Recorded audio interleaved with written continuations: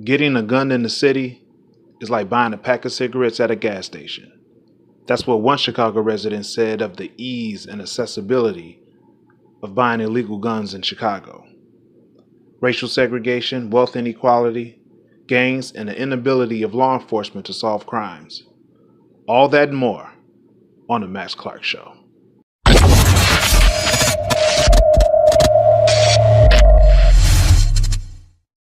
Welcome to The Max Clark Show, dedicated to truth, justice, and education, revolutionizing the human spirit through compassion and integrity.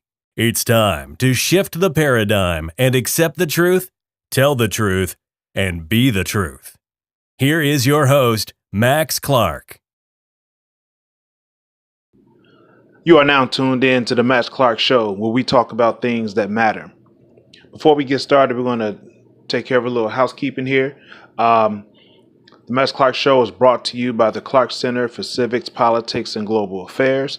That's the Clark Center for Civics, Politics, and Global Affairs. You can follow them on Facebook at the Clark Center for Civics, Politics, and Global Affairs.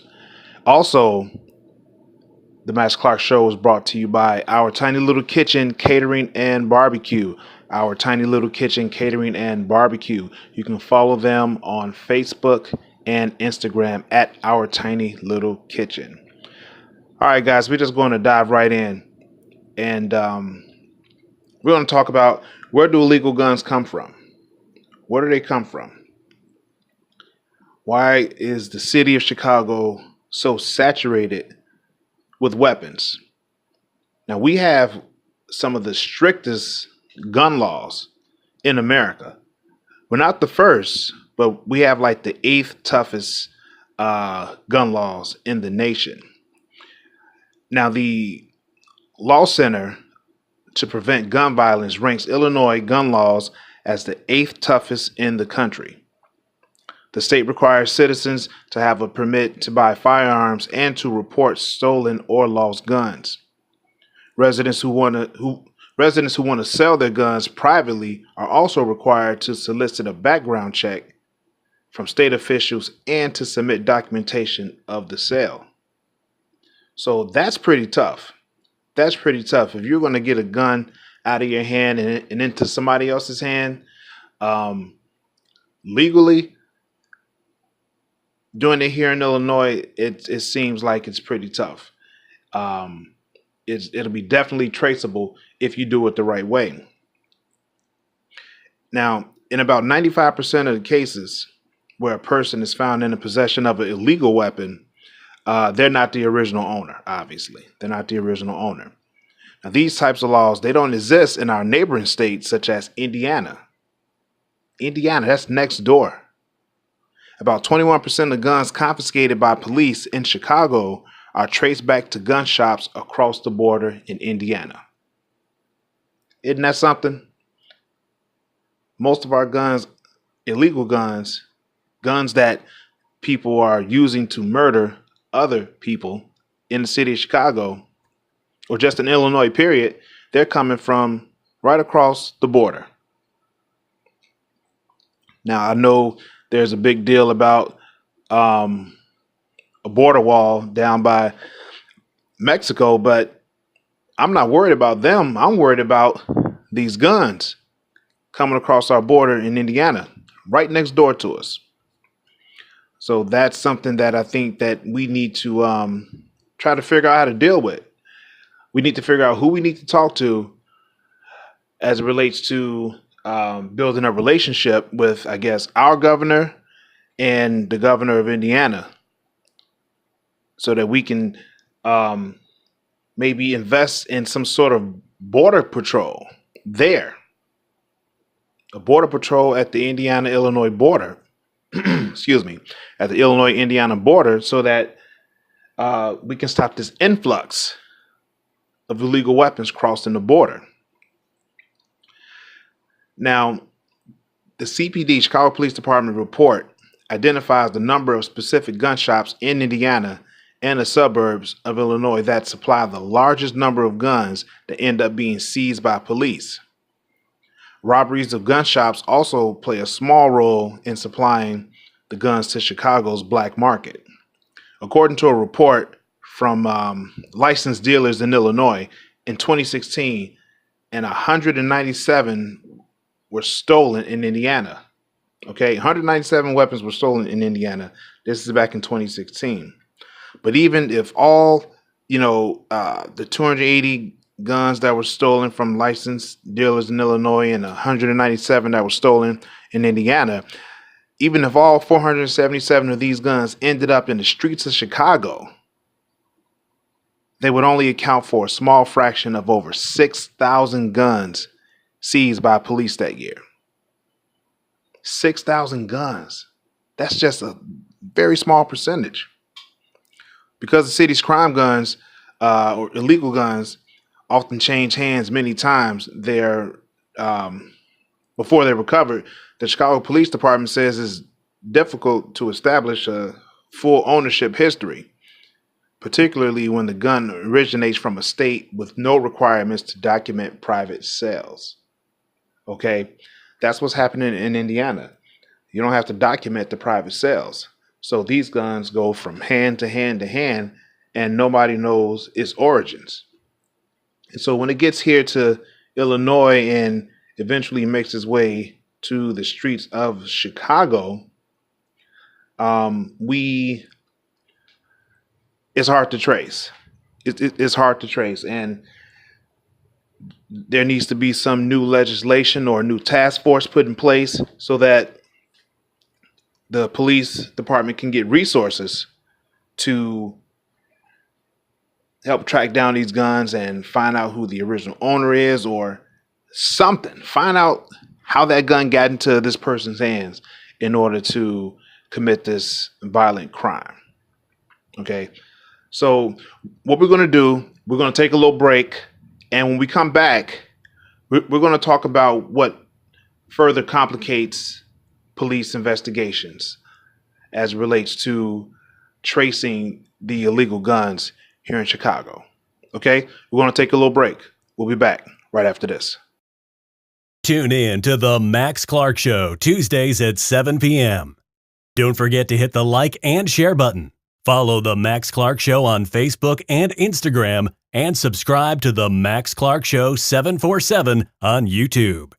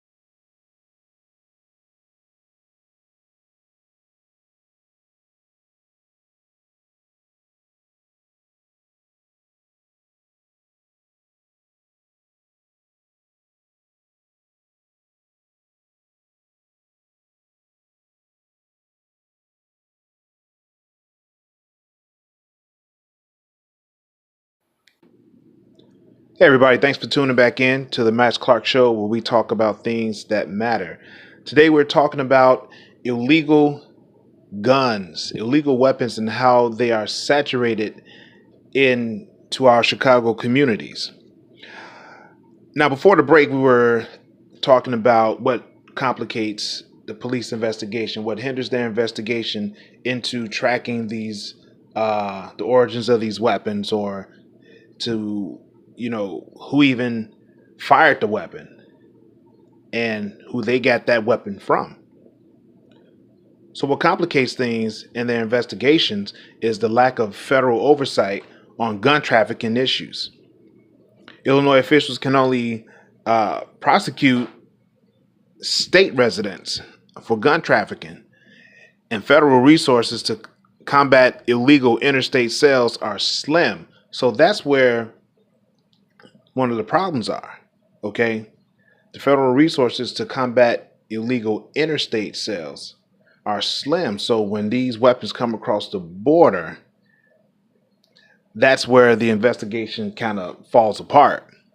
So once it crosses the border, that's pretty much it. It's a wrap. It's a wrap. That gun is going to eventually kill 1, 2, 3 or more people in Illinois and the city of Chicago. Now, Congresswoman Robin Kelly, who's a Democrat here in Illinois, she represents many of Chicago's districts with the highest rates of gun violence. She is backing a law that would make gun trafficking a federal crime and allow national enforcement agencies such as the Bureau of Alcohol, Tobacco, and Firearms to play a greater role in investigating these crimes.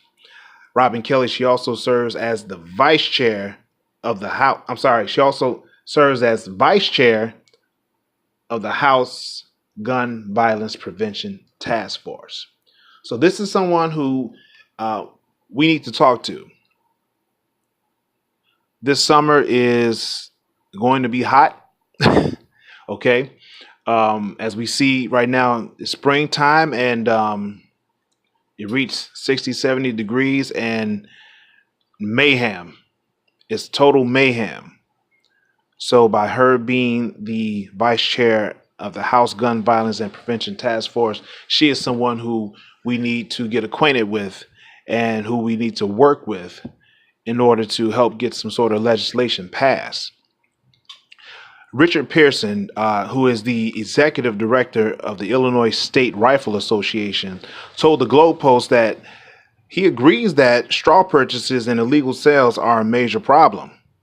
He says, quote, "There is no common ground. We've given enough. I've had it with Robin Kelly," Pearson said. So although he agrees that, yeah, there's an issue, he and Robin Kelly, they obviously has some issues with each other as it relates to this situation. Pearson also said, he says, "I know what the hooks are in these bills. I'm a lobbyist. These bills go after law-abiding owners. They don't go after traffickers." So Pearson's problem is that the law-abiding owners will pretty much, it will affect them and not the traffickers. So those who are law-abiding gun owners, they'll pretty much get the shaft, and the gun traffickers, they'll get away scot-free. That's what he's saying. Pearson also claimed that gangs have infiltrated. Now, listen to this. Pearson claimed that gangs have infiltrated the city government. An allegation, he said, partially explains the lack of illegal gun sale prosecutions in Chicago. That's deep. That's deep. That's something that should be looked at. I mean, that's, a lot of people don't want to believe it.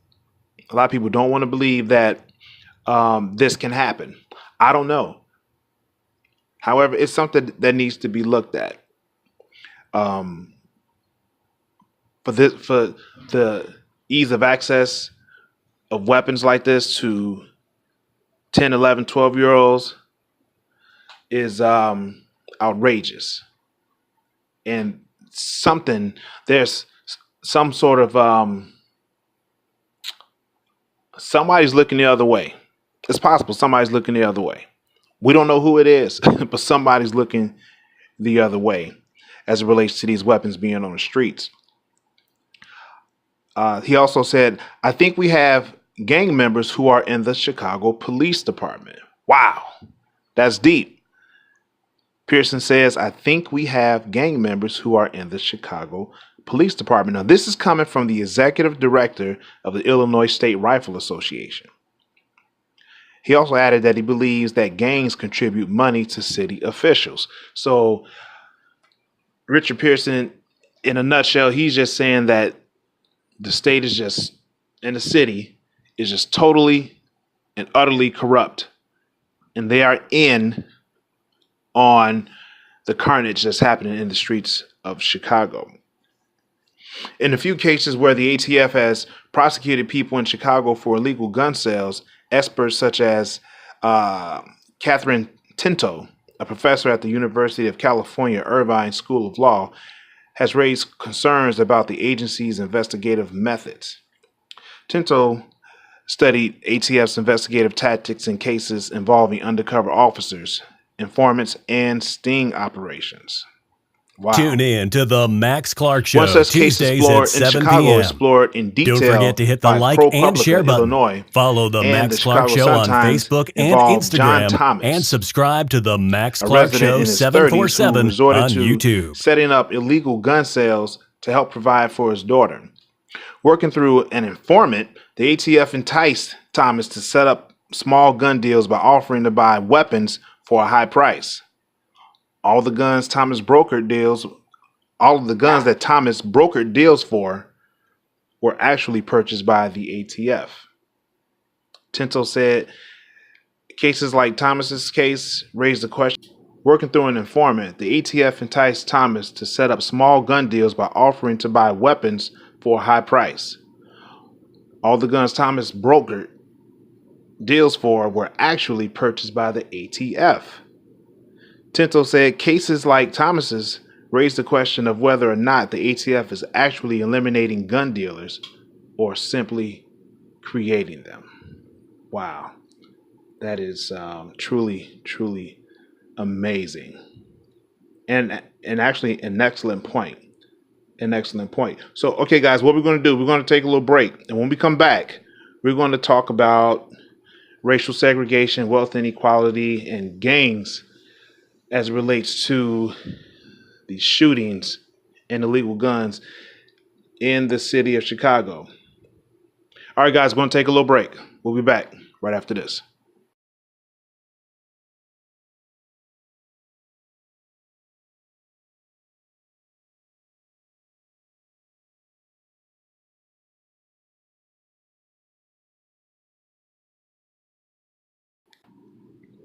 Hey everybody, thanks for tuning back in to the Max Clark Show, where we talk about things that matter.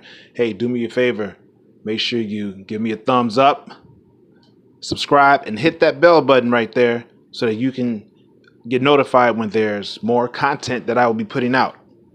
All right, don't forget to hit that bell button, subscribe, and hit that thumbs up. All right, now, before we went to the break, we're going to talk about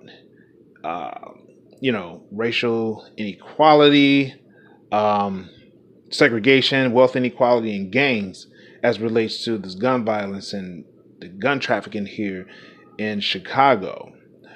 When we look at the inequality, we have to look at the lack of resources and opportunities, which often lead to young people in poor communities to turn to violence. It's a way of survival. It's either you or it's me. And that's what the mindsets are in the youth today, in the community. And it's evident in the 12 poor so-called minority neighborhoods. Now they account for 50%. Get this, 50%. 12 neighborhoods account for 50% of Chicago's shootings, and it's often attributed to gang activity. Now, that's according to a study by Northwestern University.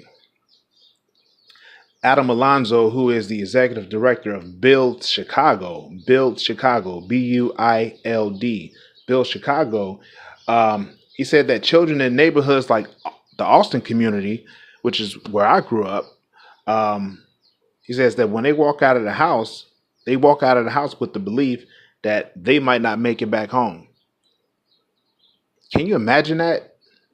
Can you imagine that as a teen walking out of the house, going to the store, going to school, trying to go to work? You don't know if you're going to make it home. Imagine that in the minds of our youth. That's PTSD right there.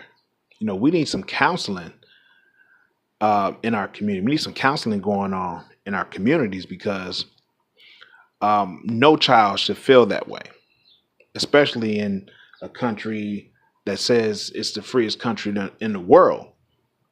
When our youth are walking outside or just going to play, want to go play basketball, and they don't know if they're going to make it home or not, that's terrible.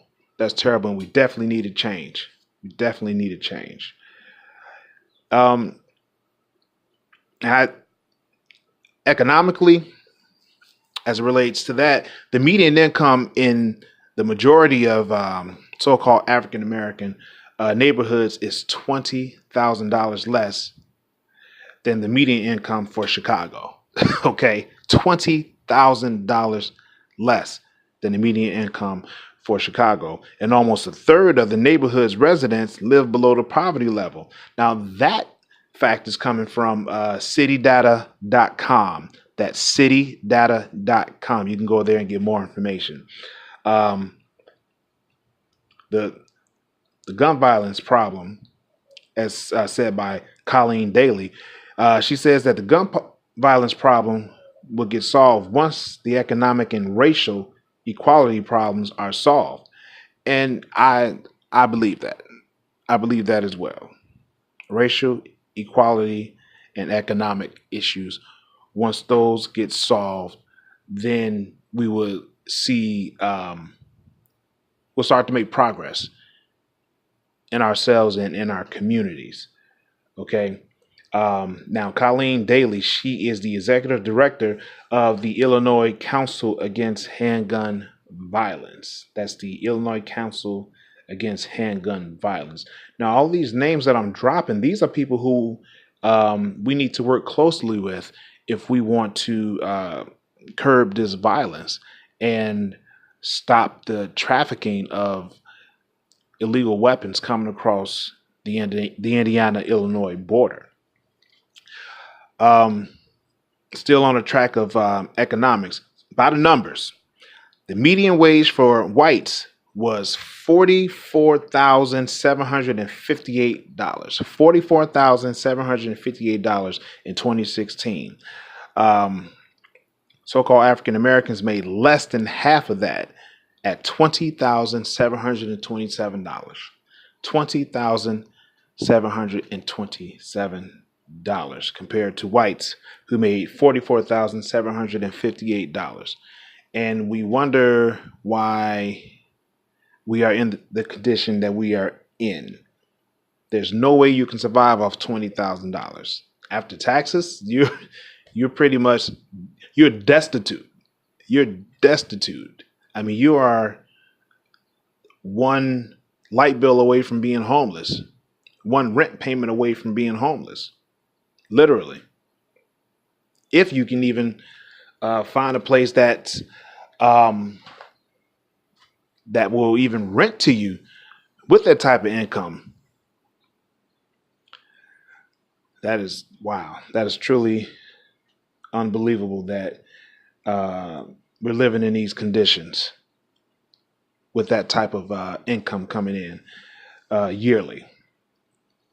34% of so-called African Americans in Chicago live in poverty compared to 21% for Chicago overall. Okay? And this is coming from the Census Bureau. I'll say that again. 34% of African Americans in Chicago live in poverty compared to 21% for Chicago overall. Wow. Again, this is why we are experiencing the type of violence, whether it be gun violence, whether it be robberies, mob action, just all kinds of people are frustrated. People are frustrated. People are sick and tired. And they're just trying to find a way to cope. And the way they cope, they use that survival mechanism and they use it to, harm others to get what they need to survive. Not excusing that at all. Not excusing that at all.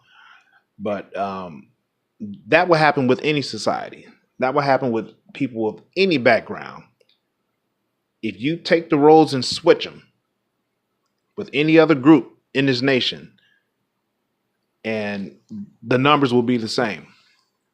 The numbers will be the same. So it's not like when people look at us, people are shocked and appalled, like, wow, I can't believe that this is happening. I can't believe they're killing each other. They're doing this.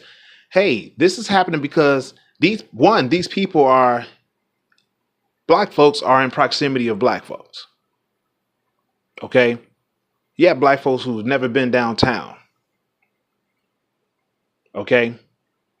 If you wake up pissed off because you sick and tired of being sick and tired, the first person you're going to bump into, most likely 100% of the time, is going to be another black person, because you live in proximity of that black person. And that's the person who you're going to have an altercation with. And the end result of that could be death or extreme bodily harm. And that would go for any other group, any other group in this nation, in this city. You kill where you live. You kill where you live. Okay. Now, as it relates to unsolved crime, okay, the unsolved crime that happens in a community, it is what it is. There's not enough resources that are being put into solving these murders. So not only has violent crime skyrocketed over the past few years, Chicago police are unable to locate and arrest offenders. They're unable to locate and arrest offenders who have, committed these murders. Just 17% of murders in Chicago were solved in 2017. 17%. That's an all-time low. And that's down from 41% in 2000. That's according to data analysis by the Chicago Sun-Times. Down from 41% in 2000. Just 17% in 2017. 17% of the murders were solved. Now, compared to the nationwide low of 59.4%. 59.4% is the nationwide low. And ours is 17%. Now, the Chicago Police Department recovered 7,000 guns. 7,000 guns last year. They recovered 7,000 guns per year that had been illegally owned or associated with the crime between 2013 and 2016. That's according to a report published by the mayor's office. This is coming from the mayor's office. Now, that's 6 times as many recovered guns as residents of New York, and almost twice as many as Los Angeles. Okay, I'm going to say that again. That's 6 times as many recovered guns per resident as New York, and almost twice as many as Los Angeles. However, it's illegal to sell or distribute guns in Chicago, and only 40% of the guns recovered came from areas of Illinois where gun regulations are more lax, according to a report. Another 21% of guns have come from Indiana, where gun regulations are amongst the weakest in the nation. And we are wondering why all of these guns are in our communities. If the next door neighbor has the weakest gun laws in the nation, and we know that the guns are coming from them, we have to do a better job of combating the illegal gun trafficking. Okay, we need Border Patrol for that. I'm not worried about people coming south of the border. I'm worried about people coming from Indiana with weapons, trafficking illegal guns. All right. So You have people, organizations like Build and other community groups that are working to combat the violence. And many have organized gatherings, including block parties, picnics, and things like that to bring community members back into the neighborhood to rebuild their hope of just a better life and a renewed community. So take time to figure out what you can do. Take time to figure out what you can do to play a role in rebuilding Chicago communities. Now, there are organizations with members who are dedicating their lives to making life in Chicago better. For those in poverty, you have organizations like Build Chicago, Chicago Survivors, Cure Violence, God's Gorillas, and Illinois Council Against Handgun Violence. Okay, Illinois Council Against Handgun Violence. So again, take the time to think about what you want to do. You can leave a comment in the comment section and just tell me some things that you can do. Let's come up with some solutions, okay? The comment section is going to be called the Solution Factory, okay? So when I refer to the Solution Factory, I'm talking about the comment section, okay? So comment in the Solution Factory on what we can do to make Chicago a better, a safer place for our people. All right, guys, that's all I got for you today. As always, love somebody, but more importantly, love yourself. Thanks for tuning in to the Max Clark Show. Peace.